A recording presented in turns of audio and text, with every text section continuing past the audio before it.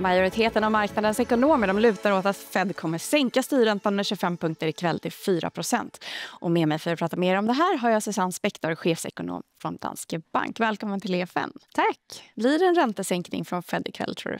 Ja, men det blir det. Något annat skulle vara en enorm överraskning. Och Fed brukar ju aldrig egentligen överraska marknaden. Så det kommer. Och vad ser du som drivare till en mer expansiv penningpolitik här? Ja, men dels så ska man komma ihåg att Fed inte har sänkt räntan alls på samma sätt som till exempel ECB eller Riksbanken. Så Fed har en åtstramande ränta utifrån de flestas bedömning. Och sen ser vi att den amerikanska ekonomin bromsar in. Så Fed verkar mer oroliga för ekonomin och för arbetsmarknaden än för inflationen. Och därför vill man ta räntan tillbaka till någon form av normalt läge. Och det här är ett steg på vägen dit. Vi ser ju även en graf här på hur räntan har rört sig genom senaste 10-årsperioden, ser ut som. Är det någonting vi kan säga på det? Ja, men här ser man ju precis det. Att Fed har inte alls sänkt räntan på samma sätt som vi har sett här hemma. Och det betyder ju att Fed har lite fler räntesänkningar att göra innan amerikansk ekonomi är i ett normalt läge. Och precis som du nämnde så vi har ju sett signaler på att amerikanska ekonomin har bromsat in. Konsumentförtroende till exempel, det följer ju här för 3:e månaden i rad här i oktober. Och samtidigt så har ju inflationen stabiliserat sig runt 3%-nivån. Och vi ser ju i samma spåret av det här även en svagare arbetsmarknad. Befinner vi oss i någon form av recession? Amerikansk ekonomi är ju ganska knepig. Det finns delar som går bra, inte minst AI-investeringar och annat, medan andra delar och vissa delstater har det rejält tufft i spåren av bland annat tullarna men också de här räntenivåerna. Så jag tycker det är svårt att säga om vi i efterhand kommer bedöma det här som en recession. Klart är att arbetsmarknaden är svagare men fortfarande ändå håller uppe bättre än vad man skulle kunna tro. Så jag tror att man är i ett svagare ekonomiskt läge, men skulle nog inte ropa recession riktigt än.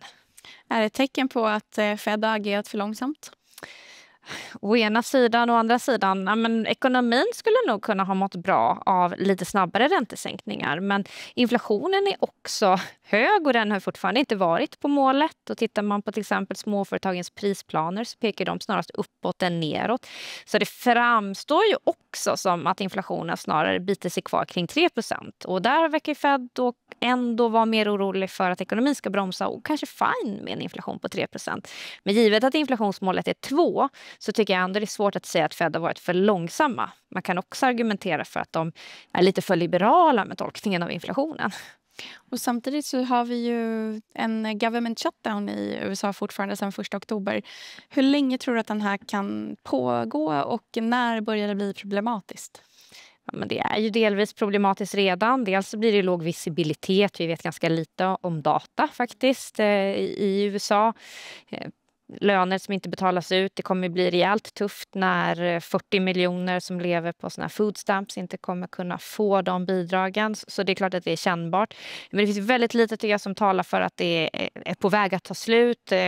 Dels får det inte så mycket politisk uppmärksamhet eller så mycket medial uppmärksamhet. Så pressen på parterna att komma överens verkar ganska liten fortfarande än så länge. Och demokrater och republikaner står ju enormt långt ifrån varandra. Så tittar man på bettingsajter så ligger det ju nu prissatt att det ska vara den längsta någonsin. Och ja, det ser inte ut att vara någonting nära förestående där i alla fall. Och på presskonferensen efter räntebeskedet, vad kommer du lyssna efter för signaler? Men viktigt förstås vad Powell säger framåt. Marknaden räknar med en räntesänkning i december. Vi gör inte det och vi tror att amerikanska ekonomin ändå håller uppe sammantaget bättre än en del andra kanske bedömer. Men viktigt, lovar han. Det verkar konstigt tycker jag att lova någonting. Det är fortfarande långt till december och vi vet ganska lite. Men hur mycket öppet håller han för en sänkning eller om man skulle liksom låsa in den. Och jag tror det kan finnas möjligtvis då en liten risk för besvikelse i marknaden om Powell liksom fortsätter ha det öppet eftersom det är prissatt att det ska sänkas räntor. Och nu om du inte tror på en räntesänkning i december, vad är er prognos på valutan? Hur ser Ja, men på kort sikt så ser vi ju då positivt på dollarn. Vi tror att dollarn kan fortsätta stärkas lite i det här läget. Men på längre sikt så tror vi att dollarn fortsatt ska försvagas. Inte minst för att vi ser att hedginggrader ökar och att förtroendet för amerikanska institutioner minskar. Men lite uppsida då på kort sikt om de här räntesänkningarna kommer lite långsammare. Sen ska man säga att vi tror ungefär på lika många räntesänkningar som marknaden. Men i lite mer gradvis takt. Och Powells kontrakt, det går ju ut i maj nästa år. Och vem ser du som efterträdare?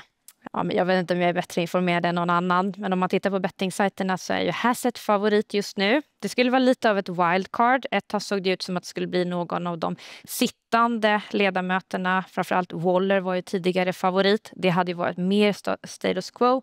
Medan med Hassett blir det lite mer oklart exakt vilken riktning man kommer ta. Det blir ju intressant att se om Powell lämnar eller om han sitter kvar. Men bettet just nu på marknaden verkar vara att Miran, som ju tillfälligt vikarierar kan man säga, att efterträdaren kommer få gå in på hans plats.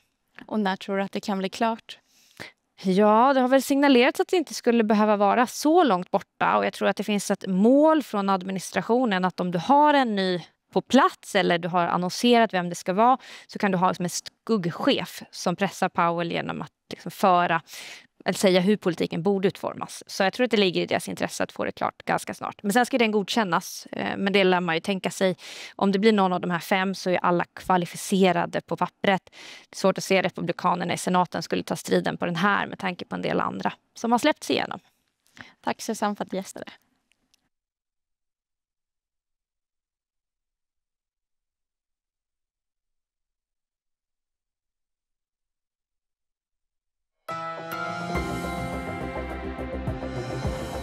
Det här är en podd från EFN Ekonomikanalen. Ansvarig utgivare är Anders Hägerstrand.